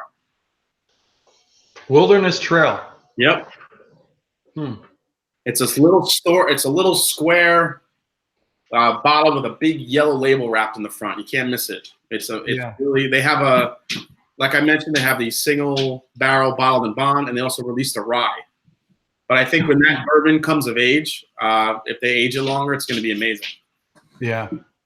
And I think that's what you're getting at, Kyle, the difference between a micro distillery and artisan distilling, if you will, versus the big guys. And I mean, quite frankly, the big guys can produce just what I would consider a better bourbon, just because it's got the age on it that just takes care of a lot of issues. But there's just not that heart and soul that goes into the crafting and the making of the bourbon and working the still and working the grains and, doing all of that. Whereas they've got the big distilleries, they've got guys that do the mash, guys that do the ordering. You got your distillery, you've got so many people involved in it, and it's not anywhere near as personal as, the guy that's going out and checking out the grain, out in the fields and making sure the farmer's doing what he's got to do with it and bringing it into his distillery and grinding them himself, mashing them, putting them in the still. It's a big difference, and it's typically really cool. Yeah. It really is. And one thing I've noticed too is like ASW down in Atlanta, right? Yep. Resurgence. They're doing a lot of their own stuff, and they're doing some really cool stuff. They are. They actually just sent me a couple bottles for me to try, and I'm super excited to get those open. That's awesome. Nice. And I've been talking to the master distiller down there. Super cool dude. But some of these people, like the say the grain to glass people, right? Yeah. If they're making or not making, but growing their own corn and rye and all that kind of stuff, and they don't necessarily, either they don't know or they don't have the option of being picky, you know what I mean, with what they're growing. If their corn doesn't have the right moisture content, or it doesn't have, whatever personalities that it should have in order, to make good bourbon, they may not find that out for 2, 3, 4, 6 years. I really appreciate what they're doing. I really do. And they can make some amazing stuff, but they don't have that, 150 years of experience. And, absolutely. Like you said, we have guys that do the ordering, and they know that, this time of year, these farmers are making the best corn right now. And, we're just going to get, 500,000 bushels of corn from them. And, as long as it comes in, it's good, we'll use it. And, they have that process down. They know what they're doing. They have the experience, they have the connections, they have, the pocketbooks, all that kind of stuff to get it done. Where some of these artisanal guys and some of the craft guys, I mean, I don't want to say they're flying by the seat of their pants. You know what I mean? They pretty much are, though. Yeah. I mean, they really are. You know what I mean? Like, they put a lot of money into this. It's, it's not something cheap to open up your own distillery, but I think for me, I always look at what I find interesting is when you visit a Heaven Hill, or when you visit a Buffalo Trace, Wild Turkey, you can Jack Daniels.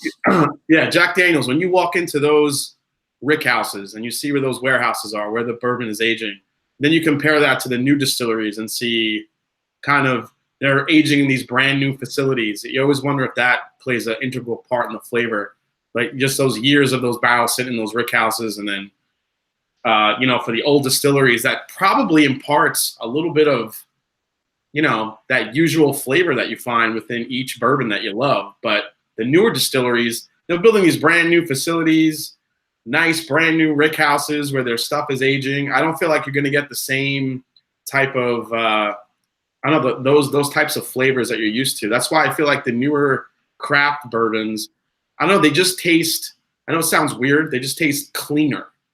Yeah, no, totally. I totally understand that. And if you look at a lot of the fermentation done when they're fermenting their mash, it's done in open fermentation, right? So if you make beer, you can't really see it, but I've got some beer brewing right here. It's all closed fermentation, and nothing's getting into it. But when you're doing an open fermentation, all of the wild yeast, or what they refer to as house flavors, can get into that mash. And you have these old distilleries that it's just in the air and on the walls, and that develops a unique house flavor. Absolutely. Whereas these new artisanal guys, and nothing against them, they are doing it. They're bootstringing and doing it on the seat of their pants in a lot of cases. They just can't have that. They absolutely can't have those types of house flavors. They're using yeast like you spoke about earlier, where they've got 6,000 different yeasts, and they're trying to figure out, and more than likely everything's really clean, and it's just a very pure flavor profile coming from that yeast, as opposed to everything else environmentally influencing it. So, and the same thing goes with the barrels as well. Yep. So one thing I noticed, like when we were doing our Heaven Hill pick, the barrel that we liked the most, that had the most depth of flavor and everything, it had like this mold on the outside of the barrel, and it just looked, you know what I mean? Like, it just looked nasty, if you will, you know what I mean? But like, that's what gave it that awesome, deep, dark flavor. Yeah. And Yeah, if you rolled a moldy barrel out next to two clean ones, I'm going after the moldy one. Right? Like I want to know what's in that thing. What the hell's growing in there?